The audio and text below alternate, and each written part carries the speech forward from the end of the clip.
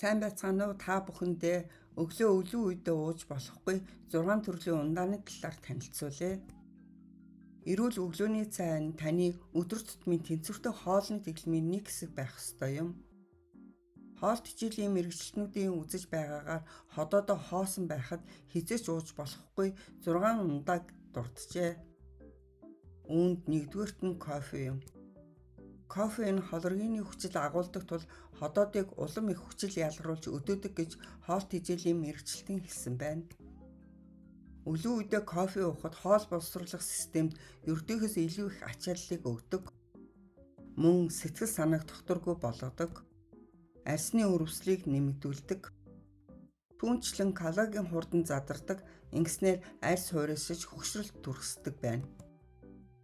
Өглөө үедээ эхлээд усаа ууж биеэ чигшүүлэх хэрэгтэй.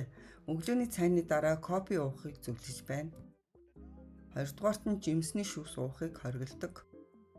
Цитрусийн шүүсний хүчлэг чанар нь ходоодны дотор талыг чочроож шархлаатай бол асуудал үүсгэж болзошгүй гэж мэргэжилтэн хэлэв. Эрүүл мэндэд тусдаач хоосон ходоодн дээр цитрусийн төрлийн шүүс уух нь цусны дах сахарын хэмжээг огцом нэмэгдүүлдэг байна. Ингэснээр хөгшрөлтийг хурдсгаж гоо сайхамд ч нөлөөлнө. Хэрвээ та шүүс уух гэж байгаа бол уураг эсвэл эслэгтэй хамт уухыг зөвлөж байна. Гуравдугаарт нь өглөө үед энерги ундаа уухыг хориглоно.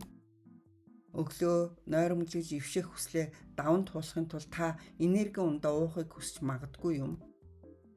Энерги ундаанд ихэвчлэн кофений түвшин маш өндөр бөгөөд эсэн чихрийн агуулмж ихтэй тул цусан дахь глюкозын түвшинд нэмэгдүүлдэг гэж мэргэжилтнүүд хэлжээ.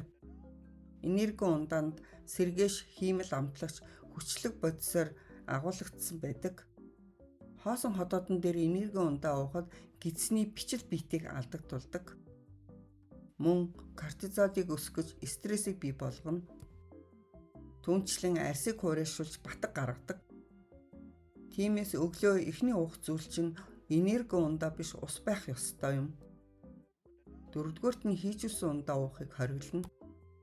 Кола болон хийжүүлсэн ундаанууд нь нүүрс төрөгчийн давхар эслээс хий үүсгдэг бөгөөд энэ нь ходоодонд хий болж хуурдаг.